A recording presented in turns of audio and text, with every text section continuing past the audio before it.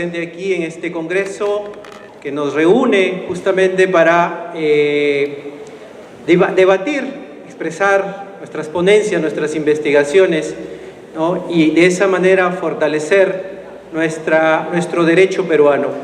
En principio tengo que agradecer a los organizadores de este evento, al doctor Jorge Constantino, Alex Constantino y a la presidenta de esta organización, CONEDE Trujillo 2019, Ana María García Sedamanos. Gracias por la gentil invitación.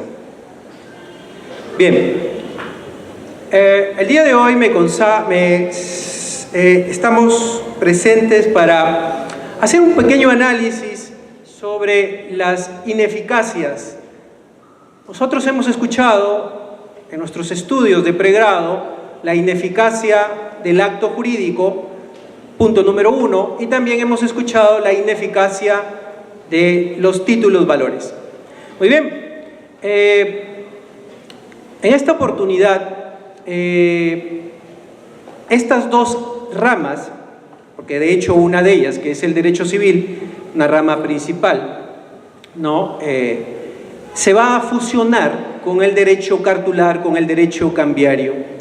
Y esto es materia de estudio tanto para las dos ramas como también para el derecho empresarial, porque justamente son las empresas las que se ven involucradas en estas situaciones. Y en ellas, una de ellas van a ser una persona natural, una persona jurídica y las famosas empresas del sistema financiero.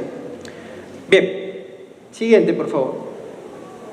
El tema es ineficacia, la aplicación de las ineficacias civiles, ¿no?, en el derecho cambiario para el supuesto del título valor incompleto. En realidad, buscar un título para estos temas a veces es un poco complicado y hay que satisfacer la demanda de las áreas aquí, digamos, estudiadas. Siguiente, por favor. Ahí tenemos la propuesta, ¿no?, el punto central, lo que queremos en realidad analizar, estudiar, ¿no?, básicamente las ineficacias civiles, la ineficacia estructural, ¿no?, la ineficacia cartular, la ineficacia cambiaria y, cómo no, el título valor incompleto.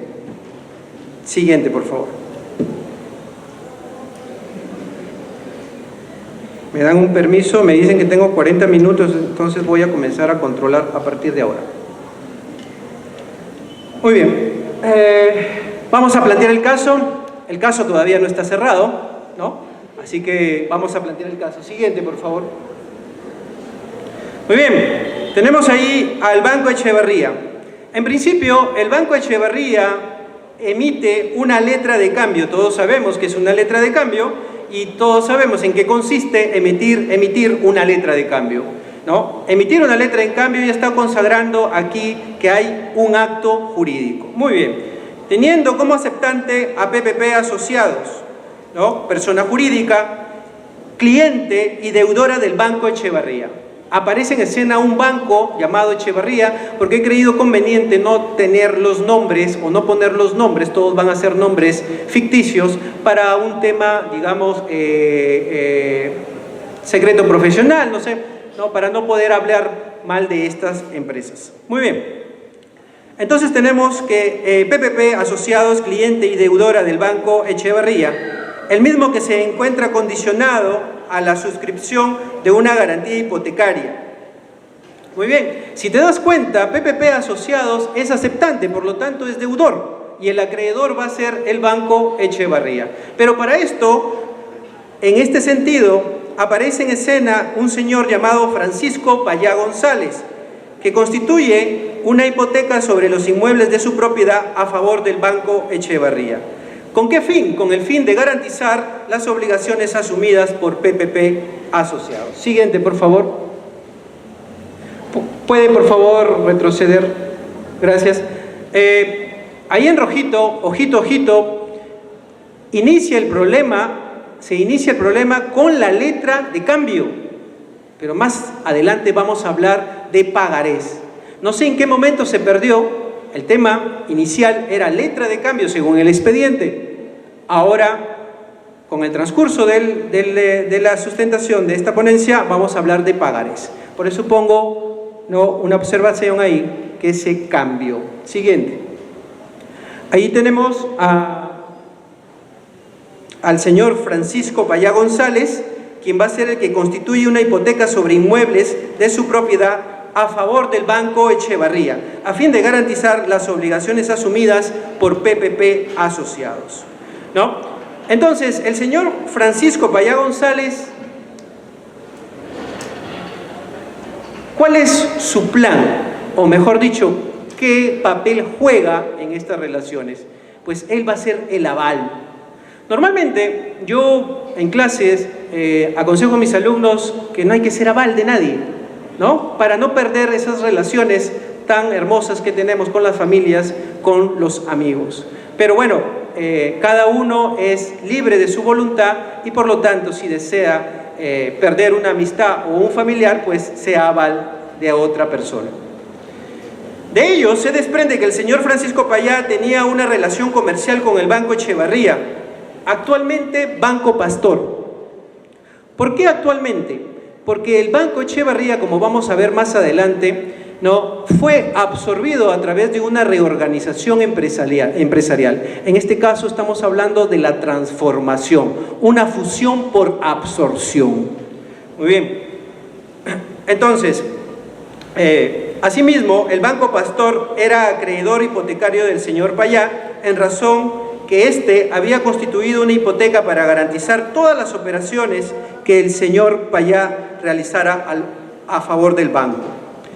En razón que PPP Asociados no cumplía con la obligación de la letra, siguiente por favor, ¿no?, ahí está el señor Francisco Payá y el pagaré, siguiente.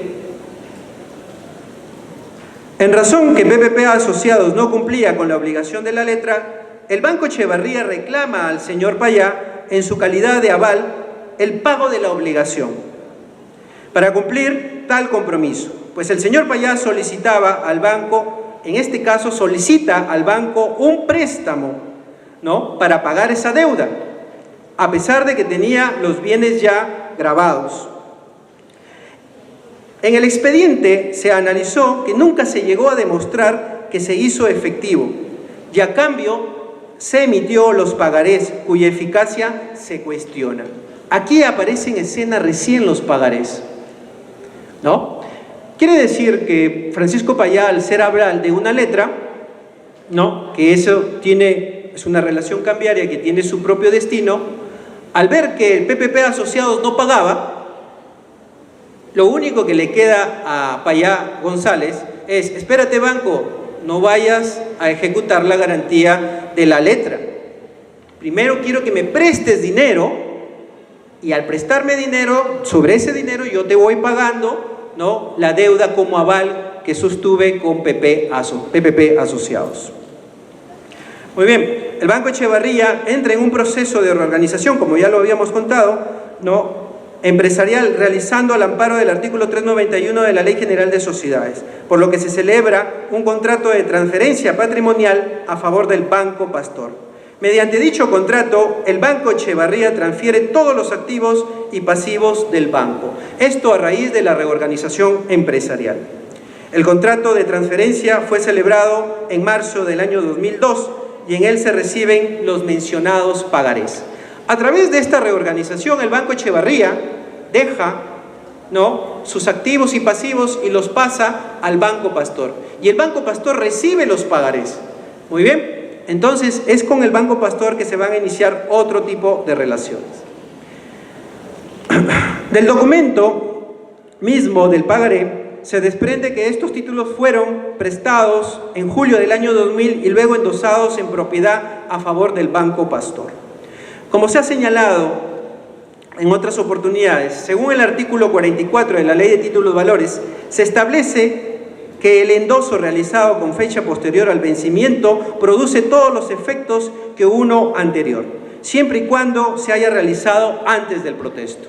Según sus clases de Títulos Valores, su curso de Derecho Cambiario, estamos hablando del endoso póstumo. Muy bien, entonces, porque al endorsarse se está originando ciertos efectos similares a la al famoso contrato de cesión de créditos, aunque no perjudica la acción cambiaria si el título valor cumple con los requisitos para ello. El 30 de agosto del año 2002, el Banco Pastor interpone demanda de ejecución de hipoteca contra el señor Francisco Payá González por un monto de $191.697 por los dos pagarés. En la sentencia de este proceso se declaró la inexigibilidad de la obligación puesta a cobro, dado que el saldo deudor no coincidía con el monto reclamado en la demanda, es decir, se había hecho un mal cálculo. La sentencia en segunda instancia no fue apelada y este proceso concluyó. El 18 de febrero del 2003, Francisco Javier Payá González interpone una demanda contra el Banco Pastor. En este caso era anteriormente el Banco Echevarría, peticionando ineficacia del título valor, abuso de derecho e indemnización por daños y perjuicios. Bien, acá hay dos procesos. El primer proceso es que los bancos, como se dice, nunca pierden. Los bancos siempre ganan. Y lo que querían era reclamar a través de los pagarés, ¿no?, el pago de la obligación adeudada por PPP asociados. Pero parece que a nuestro maestro o amigo Francisco Payá González lo aconsejaron bien y le dijeron: antes de que te demanden, o ya te demandaron en este caso por la vía civil, tú tienes que iniciar un proceso de ineficacia estructural de tu acto jurídico. Entonces aquí viene el tema de la ineficacia estructural del acto jurídico. Así, las cosas, tanto en la sentencia de la primera instancia como en la segunda instancia, declaran la ineficacia de los cuestionados títulos valores para carecer de los presupuestos necesarios para crear un acto jurídico válido. Cuando hablamos de los presupuestos necesarios, estamos hablando de las dos teorías, la teoría antigua y la teoría moderna. La teoría antigua, donde tenemos los elementos esenciales, elementos naturales, y los elementos accidentales. Esa teoría está desfasada. Pero también tenemos la teoría moderna, los elementos, los presupuestos y los requisitos, entendiendo a los elementos como la declaración de la voluntad, la causa-fin y la causa-fin. Y en los presupuestos también entendiendo al sujeto como al objeto. Y claro está, los requisitos serían todos los que están en el 140 con su última modificación, ¿no?, la capacidad de ejercicio plena bajo las restricciones que solicite la norma. El Banco Echevarría había incurrido en un abuso de derecho al haber llenado los títulos valores incompletos. Y por último, que al no haber cumplido con la obligación de hacer el depósito correspondiente. Mira los bancos, qué vivos que son. Llenan un título valor, en este caso los pagarés, de manera incompleta y encima no habían hecho el depósito debido. Entonces, aquí había un abuso de derecho. Tras la interposición del recurso de casación correspondiente, la Corte Suprema, mediante resolución motivada, ordena a la Sala vuelva a emitir pronunciamiento dado que se habían vulnerado los principios procesales que hacían nula la sentencia. Cabe precisar que si bien la Corte declara la nulidad de la sentencia de vista por afectación de principios procesales, no deja de reconocer la naturaleza civil y cambiaria del proceso. Muy bien, el documento principal que genera el análisis de este caso es una demanda de ineficacia estructural de dos pagarés. El argumento principal de la demanda era afirmar que la suscripción de los pagarés era un acto jurídico ineficaz, debido, en este caso, a que, de acuerdo al artículo 140 de nuestro Código Civil, carece de los presupuestos necesarios para la validez, agente capaz, plenamente capaz actualmente, y el objeto físicamente posible.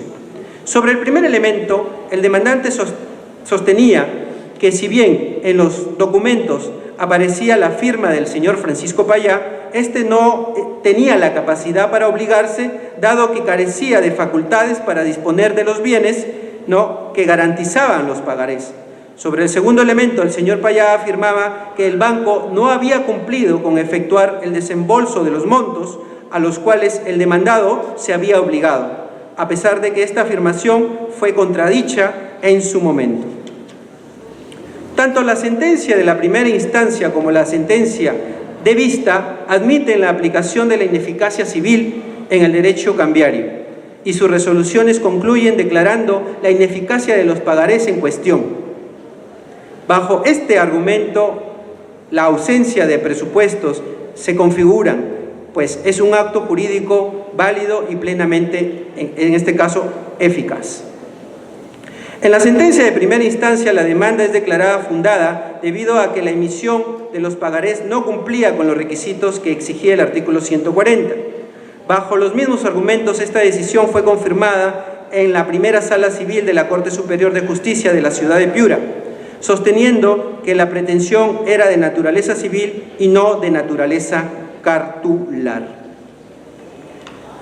El primer principal argumento utilizado por la Corte Suprema fue el principio de unidad de la prueba, por la cual se exige que los operadores jurídicos, al decir las controversias, tengan todos los medios probatorios para ser valorados en forma conjunta.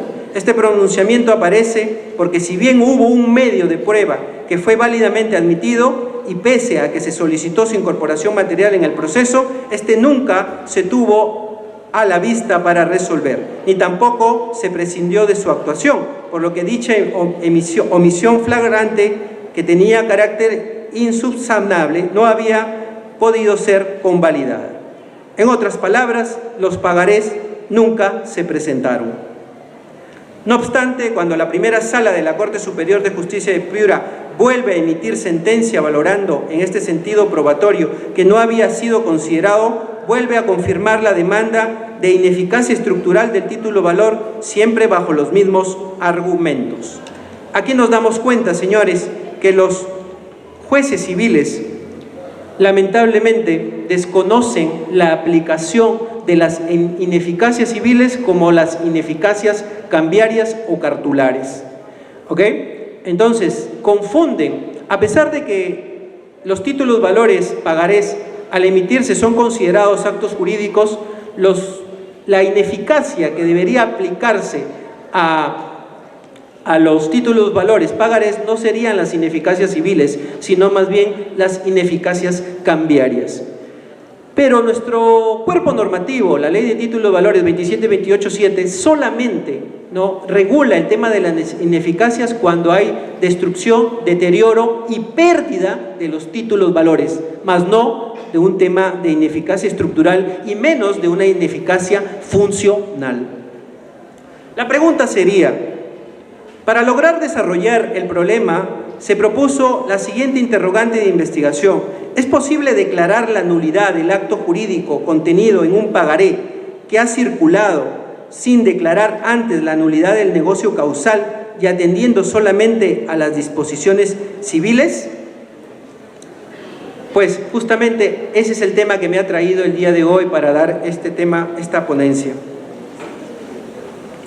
La ineficacia en sentido estricto es todo supuesto en el cual el acto jurídico o el contrato celebrado por las partes no llegan a producir ninguno de los efectos jurídicos buscados, o habiendo producido todos sus efectos jurídicos, inicialmente desaparecen los mismos por una causa o un evento posterior a su celebración. Esto es, si el acto jurídico no produce sus efectos normales, es calificado como ineficaz. ¿Y qué significa otorgar resultados, consecuencias? Justamente que se mantengan en el tiempo estos efectos, ¿no? Ya sean económicos, patrimoniales, de propiedad, ¿no? El acto jurídico fue creado en nuestro ordenamiento jurídico peruano con un solo propósito: generar consecuencias, resultados queridos, efectos queridos. Generalmente, en un acto jurídico se producen sus efectos desde el momento mismo en que se perfecciona. Expresamente, la ineficacia de los actos jurídicos se encuentra regulada en los artículos, ya sea 161, referido a la ineficacia de los actos jurídicos celebrados con exceso de facultades por parte del representante, estamos hablando del acto jurídico. Artículos 195, 197, 198, 199 de nuestro Código Civil. Muy bien. Estas categorías en algún momento fueron explicadas por el maestro Lizardo Taboada. ¿Qué decía Lizardo Taboada? Él distingue que la ineficacia de un negocio jurídico puede presentarse en dos planos. En tal sentido, puede suceder que la ineficacia sea inicial, es decir, surgir al momento de la celebración del acto, o puede tratarse de una ineficacia sobreviniente, es decir, que aparece con posterioridad a su celebración. Siguiente cuadro, por favor.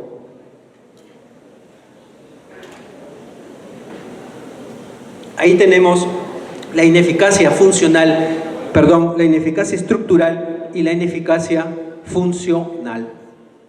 Muy bien. La que aplicaron los señores jueces por desconocimiento fue la ineficacia estructural. Vamos a ver más adelante, si nos da tiempo, que el tema de la ineficacia funcional más bien fue una opción que pudo tomar los jueces para solucionar este problema, pero por desconocimiento o por desconocimiento de las partes no lo hicieron. Muy bien, ahí tienen todos los presupuestos de la ineficacia estructural y de la ineficacia funcional.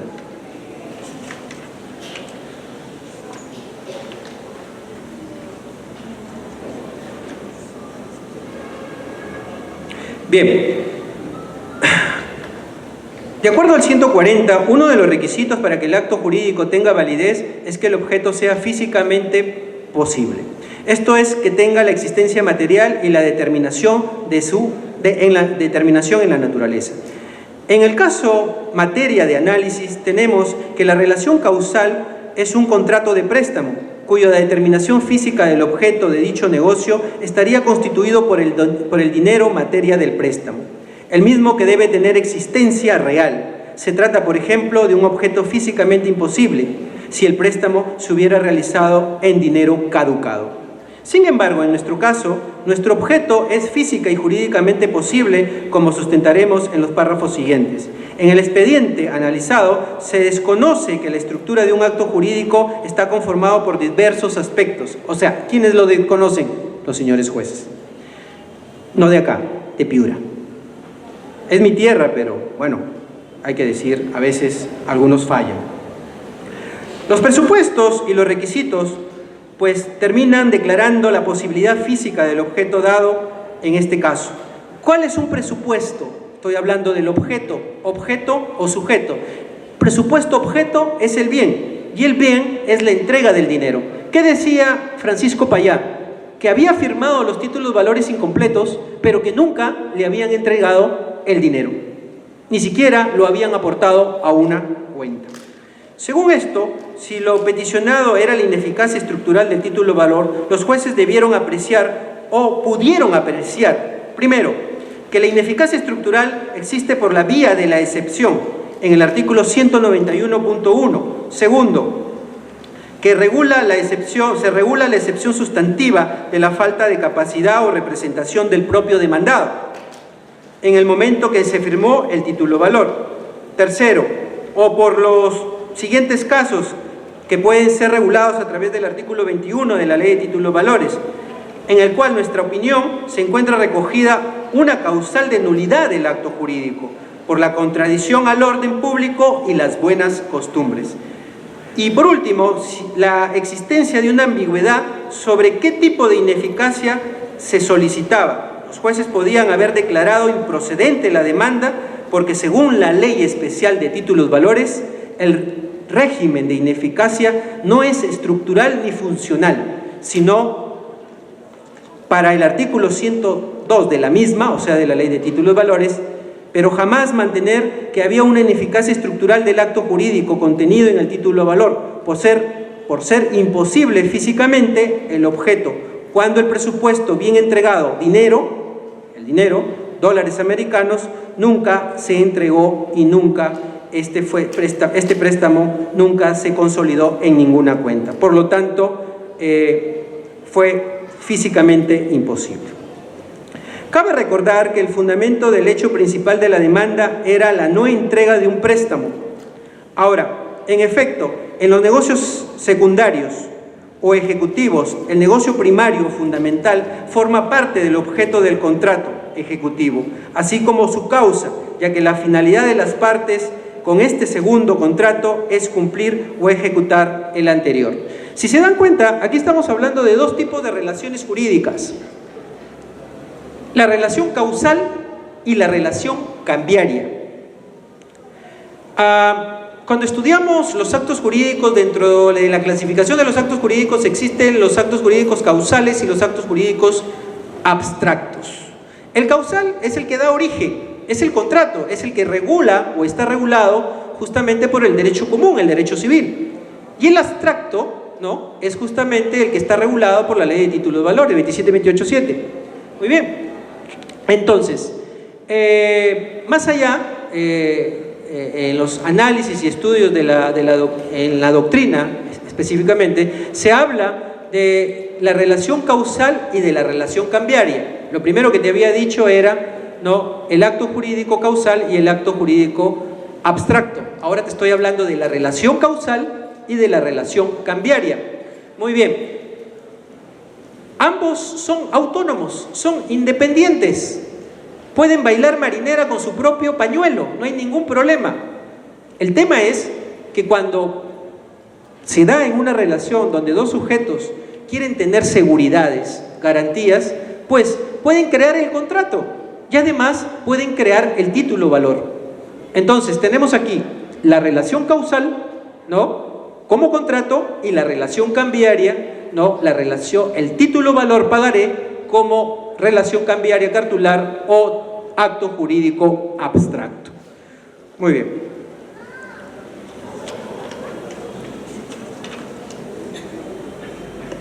¿Cuánto me queda?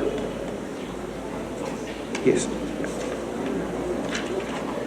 Siguiente.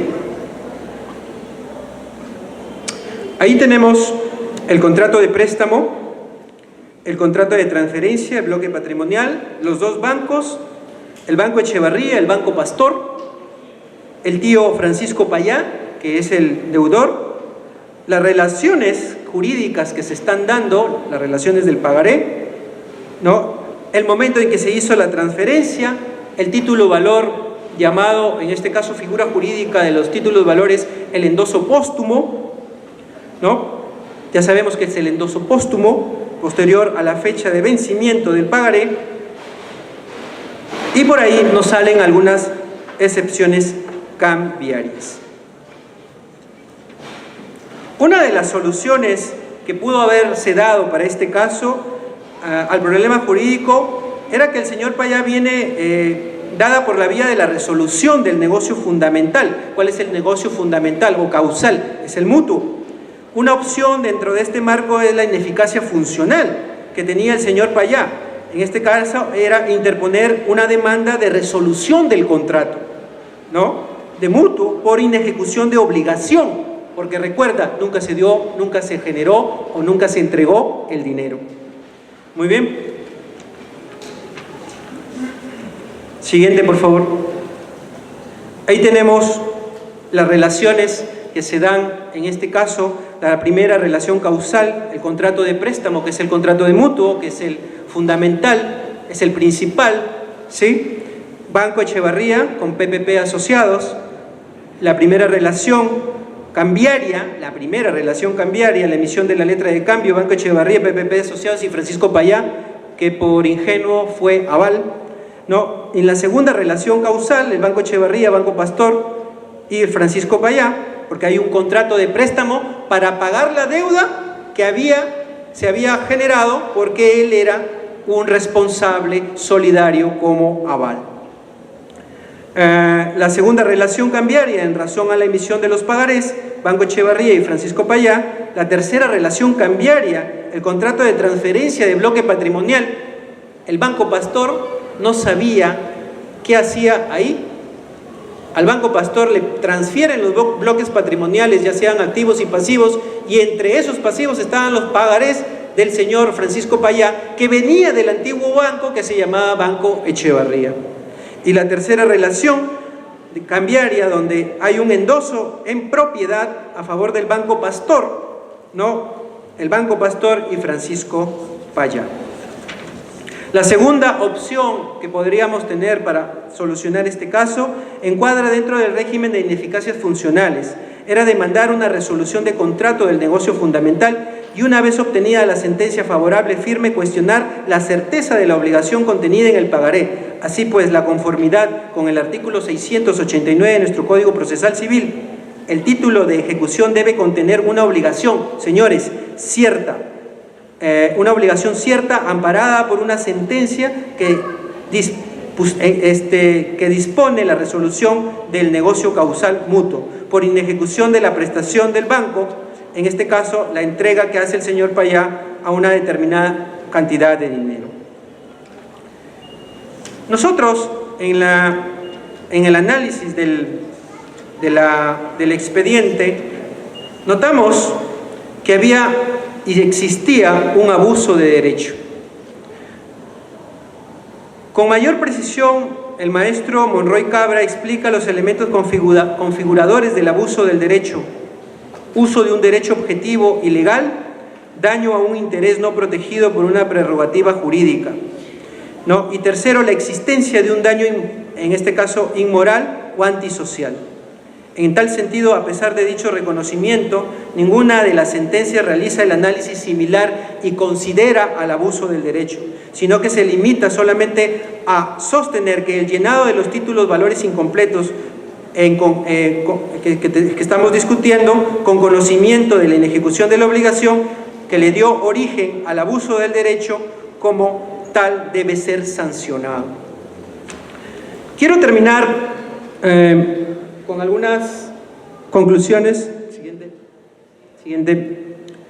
Los títulos valores tienen una gran importancia en el tráfico mercantil común, cuya función esencial es de instrumentos destinados a procurar la circulación ágil del derecho de crédito. ¿Cuál es el interés? ¿Cuál es el propósito de la ley de títulos valores? ¿Para qué fue creada? Justamente para que los títulos valores circulen, pero no necesariamente, porque recuerda que la circulación puede ser frenada. ¿Y cómo puede ser frenada la circulación? La circulación puede ser frenada bajo una cláusula no negociable o no transferible, y solamente se quedaría en esos dos sujetos o en esa única relación. Siguiente conclusión, por favor. Los títulos valores son documentos de naturaleza cambiaria que se caracterizan por la incorporación de los derechos patrimoniales en el documento y en el mismo tiempo agilizan el tráfico comercial, facilitando la cobranza de una obligación crediticia. En este escenario, señores, la relación que dio origen al título valor toma el nombre de relación causal, la cual establece claramente todos los derechos y obligaciones de las partes, a diferencia de la relación cambiaria, que es la que nace en el momento de emitir un título valor. Siguiente. Es indispensable reconocer la distinción entre la fuente de la relación cambiaria según se contemple las relaciones interpartes o intertertius. En las relaciones interpartes, la fuente de la obligación es el contrato de entrega concluido entre las partes del negocio, y en las relaciones intertertius, la fuente de la obligación cambiaria se sitúa en la apariencia jurídica que genera la suscripción y circulación del título cambiario, en virtud de la cual se presume que el crédito ha nacido libre de defectos. Siguiente. Los títulos valores pertenecen al derecho cartular y se encuentran regidos por la Ley 27287. Ley de títulos valores, en la cual se recogen todas las consideraciones necesarias para su aplicación. En tal sentido, no es posible aplicar directamente la ineficacia estructural de un acto jurídico a un título valor pagaré, aunque haya sido emitido en forma incompleta, por su eficacia, por la vigencia que mantiene el contrato de entrega y la apariencia en la circulación. Es necesario, señores, pues atendiendo a las consideraciones del tráfico económico contenidas en la Ley de títulos valores, intentar primero la ineficacia del negocio causal. Siguiente. El régimen causal de un documento cambiario requiere la mención que en el título valor de la relación subyacente por la que se consagra la vinculación de la obligación cambiaria y de la obligación causal respecto de la que aquella tenía el carácter de promesa de pago y de reconocimiento de deuda. La cualidad de la abstracción del título valor se manifiesta en la separación de las relaciones subyacentes con la relación cambiaria y en la independencia y autonomía de la obligación derivada del título respecto de la causal. Siguiente. La teoría de la ineficacia propia del derecho civil va a sumergirse en el derecho cambiario únicamente cuando éste reclame su aplicación. Por ejemplo, para contradecir un título valor cuando se haya entablado una acción causal. Siguiente. Los títulos valores que cuestionan, en este caso, son dos pagarés que han sido emitidos en forma incompleta. Sobre este punto cabe precisar que la emisión y la circulación de los títulos valores incompletos constituyen, señores, un supuesto de hecho permitido por la misma ley de la materia. Y para ello nos remitimos siempre al artículo 10 de la Ley de Títulos Valores, siendo los únicos requisitos que los títulos sean llenados antes del ejercicio del derecho contenido en este, y también con el acuerdo pactado entre las partes. Siguiente. El título valor incompleto es distinto del título valor en blanco. Mucho se ha hablado sobre esto, ¿ya? Pero aquí, lamentablemente, nuestra doctrina peruana une o considera que el título valor incompleto y el título valor en blanco son lo mismo. Yo creo que es un tema de flojera porque no quieren investigar más, ¿ok? En otros países, en otras realidades, donde la doctrina de hecho está más desarrollada en temas de títulos valores, estos son distintos. El título valor incompleto y el título valor en blanco son distintos. El título valor incompleto es distinto al título valor en blanco. En este último, carecer del derecho incorporado y de la unidad entre el documento y el derecho no podrá ser un título valor propiamente dicho, lo que hace referencia a una inexistencia material de un título en blanco. En forma opuesta, el título incompleto es aquel en que carece alguno de los requisitos de forma y que por lo menos cuenta con dos requisitos esenciales, señores: la firma y el derecho incorporado. Estos son los que la ley regula, permitiendo su emisión y su negociación. Siguiente. Y creo que con eso ya me voy. Siguiente. Ya no hay. Señores, me gustaría seguir conversando, explicando un poco más este tema. De verdad que he subestimado los 40 minutos. Les agradezco mucho. Son estudiantes, me gustaría volver a estar sentados ahí con ustedes y aprovechar quizás ese tiempo que en algún momento se me fugó. La vida nos queda corta para seguir estudiando. Aprovechen, estudien, pónganse retos y nada. Y otra cosa, el derecho no se termina en el derecho penal ni en el derecho civil. Hay otras ramas del derecho, así como hemos tenido a nuestra anterior ponente, derecho ambiental, derecho informático, el derecho empresarial en el cual yo estoy sumergido, ¿no? Busquen otros nichos, conquisten otros nichos. Bendiciones, muchas gracias.